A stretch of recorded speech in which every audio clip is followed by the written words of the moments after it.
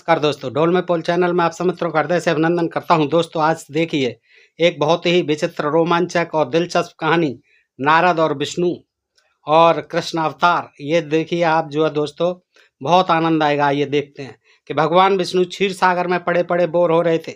Life में कोई चार में ही नहीं रहा। नारद कभी कभी चक्कर लगाए जाया करते थे, आजकल वह भी पता नहीं कहाँ नदारद हैं। अजीब हालत है। एक जमाना था कि भक्त हमारे पीछे पीछे घूमते थे और अब हम भक्तों को जी जी कह के बुलाते हैं, लेकिन फिर भी उनका मुंह सीधा नहीं होता। नारद को ही लो ज्यादा लिफ्ट देने का यही नतीजा होता है। अब अपने आप को बहुत इम्पोर्टेंट समझने लगा है और अब की बार आने दो कम वक्त को, पास भी नहीं फटकने दूंगा। मेरा नाम भी नारायण है। अचानक नारायण नारायण और अचानक भगवान विष्णु का ध्यान टूटा। देखा तो नारद चले आ रहे हैं। अरे यह लो शैतान के बारे में सोचा और शैतान आदम का। वह कुड़कर बोले, आओ आओ, किधर थे इतने दिन? भगवान विष्णु अभी जिस नारद की 7 पुस्तकों को कोस रहे थे, उसी से अब यूं प्रेम पूर्वक मिले जैसे सबसे ज्यादा अनुराग उसी से हो। कहीं नहीं प्रभु, बस जरा मृत्यु लोक तक गया था, नारद ने खीसे निपोरते हुए कहा। भगवान विष्णु ने नारद को गौर से देखा। उसकी चाल ढाल रंग रूप सब बदल गया था। बढ़िया टेरालिन की पैंट, पतली टोका चमचमाता जूता और भड़कीले रंग की रेशमी टाई में सजे हुए नारद जी जच रहे थे। उनके चेहरे से प्रसन्नता और उल्लास टपक रहा था। बात करते तो मारे खुशी के सिर की चोटी खड़ी हो जाती और जोर से लहराने लगती। तब ऐसा लगता जैसे किसी शिवालय पर झंडा लहरा रहा हो। क्या करें प्रभु, नारद ने अपनी टाई की गांठ ठीक करते हुए कहा। अब बैकुंठ में तो कोई अट्रैक्शन रहा नहीं। स्वर्ग के सारे रंग फीके फीके लगते हैं। फिर थोड़ा झेपते हुए बोले, हमारी अप्सराएं भी बहुत पिछड़ी हुई हैं और पुरानी पड़ गई हैं, एकदम आउट ऑफ डेट। नारद ने ऐसे मुंह बिचकाया जैसे कोई कुनैन की गोली मुंह में आ गई हो। भगवान विष्णु ने गहरी सांस ली। बात तो ठीक कहती हो, मगर किया भी क्या जाए। सोचा था कि नरक से 1-2 फैशन एक्सपर्टों को बुलवाकर इनको कुछ ट्रेनिंग दिलवाएं, मगर बुढ़ऊ ब्रह्मा माने ही नहीं। और स्वर्ग की जनरल बॉडी की मीटिंग में शंकर का सारा ग्रुप भी उन्हीं के साथ हो गया। सबके सब भगवान विष्णु कहते कहते रुक गए। अब मुझे देखो ना। थोड़ी देर रुककर भगवान विष्णु ने फिर कहना शुरू किया। सारे दिन क्षीर सागर में पड़ा पड़ा बोर होता रहता हूं। यह भी कोई जिंदगी है? न कोई काम, न कोई धाम, न कोई एंटरटेनमेंट। समझ में नहीं आता क्या करूं। मेरी मानो प्रभु। तो नारद कहते कहते थोड़ा हिचकिचा कर रुक गए। हाँ कहो ना, क्यों नहीं मानेंगे। भला तुम्हारी बात न माने। मेरी मानो तो जरा मृत्युलोक का चक्कर लगा के आओ, एकदम रिफ्रेश हो जाओगे। मजा ना आए तो मेरी चुटिया उखाड़ लेना। नारद ने प्यार से अपनी चुटिया हिलाते हुए कहा। अच्छा भगवान की बाँछें खिल गईं। लेटे थे, उठकर बैठ गए और नारद के पास सरक कर उसे प्रेम भरी दृष्टि से देखते हुए बोले, सचमुच? तो क्या आपका यह दास झूठ बोलेगा प्रभु?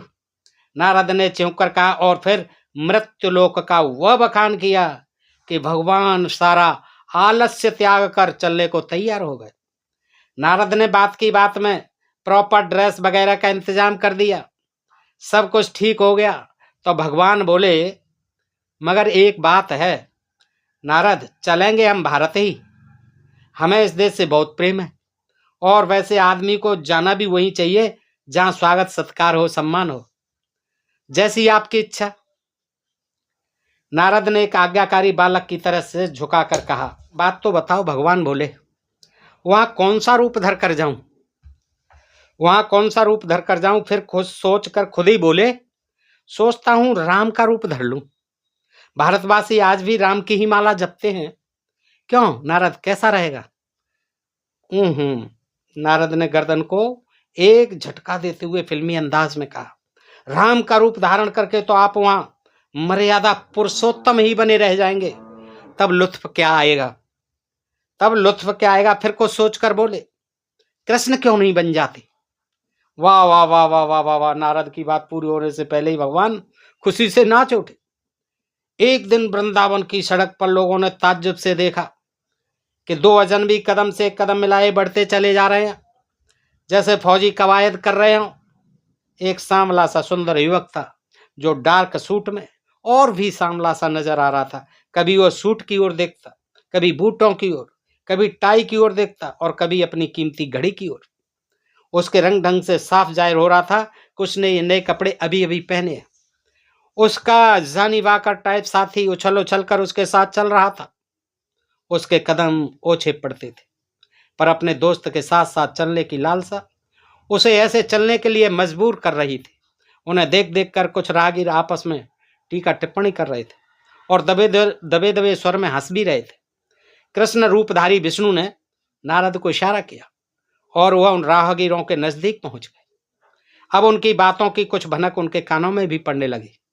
लगता है किसी जंगल से पकड़ कर लाए गए हैं, एक कह रहा था। क्या कहा? भगवान ने गरज कर कहा और इससे पहले कि नारद उन्हें रोकें, उन्होंने एक जोर का घूंसा उस आदमी की नाक पर जमा दिया। कहने वाला सींकिया पहलवान ही तो था। वह पल भर में चित्त हो गया और फिर तो वहां ऐसा बवाल मचा कि नारद के लिए भी मामले को सुलझाना मुश्किल हो गया। मार खाने वाला व्यक्ति उठकर खड़ा हो गया और अपनी नाक से बहते खून को पोंछ रहा था। उसका साथी जोर जोर से चिल्ला रहा था और कृष्ण को बेतहाशा गालियां दिए जा रहा था। कृष्ण को ऐसे शब्द सुनने की आदत बिल्कुल नहीं थी, अतः उसकी इन बातों ने आग में घी का काम किया। वह एकदम भड़क कर बोले, बताऊं तुझे? तू नहीं बता सकता बाबू। तू क्या बताएगा? बाजार का मसला ये कोई मखौल थोड़ा ही है। कृष्ण और नारद ने मुड़कर देखा कि पीछे की दुकान से एक पहलवान टाइप पंजाबी अपनी कमीज की आस्तीन चढ़ाता हुआ चला आ रहा है। अब भगवान जरा घबराए। नहीं नहीं पहलवान जी, नारद ने स्थिति को संभालते हुए कहा। बात यह है कि उन्होंने हमें गाली दी थी। और पहलवान जी संबोधन सुनकर उन सज्जन का पारा कुछ नीचा हुआ और वह किंचित संयत भाव से बोले, अच्छा गली ये, मगर फिर भी इसका मतलब ये तो नहीं कि तुसी अगले ही जान ही कर लो। गलती हो गई जनाब, जाने भी दो, नारद ने कृष्ण को कोहनी मारते हुए कहा। हाँ हाँ जी, गलती हो गई, कृष्ण ने उसका अभिप्राय समझते हुए कहा और किसी तरह मामला रफा दफा हुआ। चलो यमुना के किनारे चलते हैं, कृष्ण ने डूबे हुए स्वर में कहा। नारद ने सिर हिलाकर हामी भरी और दोनों चुपचाप नदी की ओर चल पड़े। नारद के ट्रांजिस्टर पर एक बढ़िया सा फिल्मी गाना आ रहा था। गाना सुनकर दोनों का मूड कुछ ठीक हुआ। फिर दोनों यमुना के किनारे टहलते टहलते भीड़ भाड़ और घाटों से दूर चले गए। हमसे एक गलती हुई, कृष्ण ने अभी अभी हुई ट्रेजेडी की समीक्षा करते हुए कहा। अगर हम उनको बता देते कि हम वही द्वापर वाले विष्णु के अवतार कृष्ण हैं तो हमारी यह हालत न होती। नारद मन ही मन भगवान की ना समझी पर हंसे, मगर कुछ बोले नहीं। भगवान ने इस मौन को अनुमोदन समझा। नारद का ट्रांजिस्टर चल रहा था। प्यार किया तो डरना क्या, प्यार किया कोई चोरी नहीं की, छुप छुप आहें भरना क्या, जब प्यार किया तो डरना क्या। और दोनों उसी के ताल पर झूमते झूमते आगे बढ़ते चले जा रहे थे। सहसा कृष्ण ने नारद को रुकने का इशारा किया। नारद ने देखा थोड़ी दूर कुछ युवतियां एकांत का लाभ उठाकर यमुना में खूब आनंद पूर्वक नहा रही थी और आपस में कल्लोल करती हुई शोर कर रही थी। वे दोनों रुक गए। नारद ने ट्रांजिस्टर बंद कर दिया। कृष्ण ने उसके हाथ से ट्रांजिस्टर ले लिया और उसे वहीं रुकने का इशारा करके उसी ओर बढ़े जहां वे गोपियां नहा रही थी। सुनिए सुनिए, नारद ने चिंतित स्वर में कहा, यह द्वापर नहीं है। भगवान मुझे भी मरवाओगे क्या? अभी पुलिस आ जाएगी। मगर भगवान को न सुनना था, न सुना। जाकर चुपके से उन सब के कपड़े उठा लिए और फिर जल्दी से चढ़ गए पास के कदम पर। वृक्ष पर कपड़े टांग कर कृष्ण मुरली की जगह ट्रांजिस्टर बजाने लगे। गोपियों का ध्यान बटा, कोलाहल बंद हुआ और उन्होंने देखा कि एक छोकरा सबके कपड़े लेकर ऊपर चढ़ा हुआ है। हाय राम, अब क्या होगा? एक ने कहा। उई, दूसरी की चीख निकली। कृष्ण इन सब बातों का रस ले लेकर मुस्कुरा रहे थे। तभी उनमें से एक ने गंभीर स्वर में कहा, ए मिस्टर, सीधी तरह कपड़े दे दो वरना। कृष्ण इस पर मुस्कुराए और गंभीर वाणी में बोले, मैं कृष्ण हूं। राधे, मैं तुम्हें पहचान गया हूं।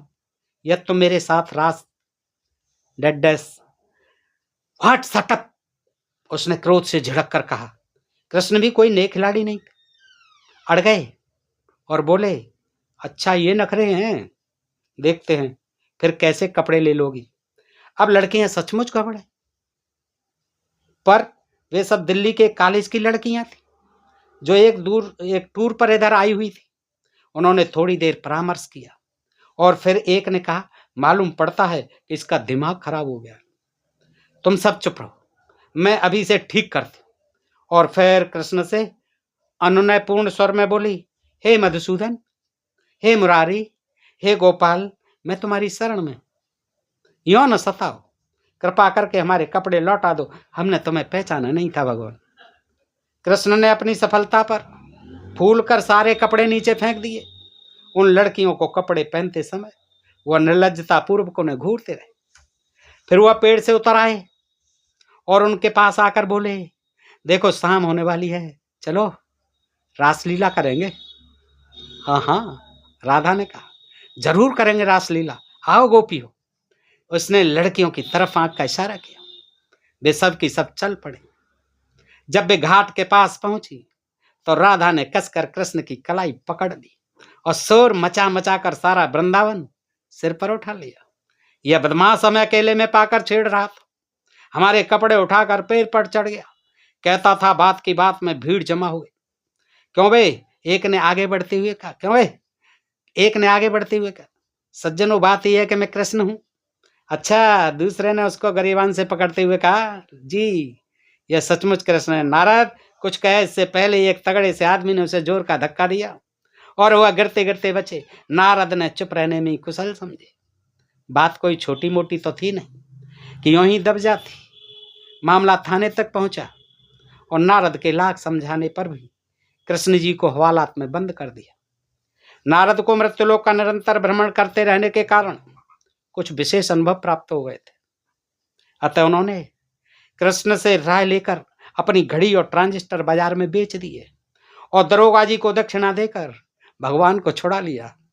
जिन सजाओं और धाराओं का जिक्र दरोगा जी ने उन्हें बंद करते हुए किया था और जिन धाराओं का जिक्र रिपोर्ट में था, उनको याद करके कृष्ण जी की घिग्गी बंधी हुई थी।